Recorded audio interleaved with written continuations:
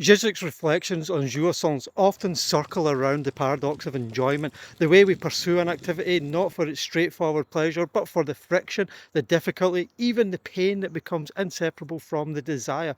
In this sense, the hobby tracklocrosser exemplifies the structure of jouissance.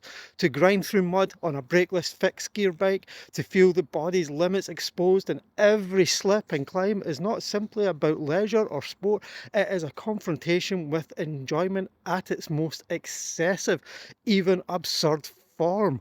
The rider laughs at the impossibility of the endeavour and yet continues compelled by the strange surplus that arises from suffering turned into play. The arrival of a new bike complicates this dynamic.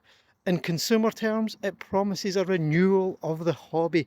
Yet for Zizek, the new bike is less an object of pure use than a fetish, a vessel for jouissance that will inevitably disappoint once the mud cakes the chain and the scratches appear on the paint, and still the ritual repeats. The rider projects their fantasies of mastery and freedom onto the machine, only to discover that the real pleasure lies not in the smooth ideal of ownership, but in the gritty, awkward practice of tracklocross itself.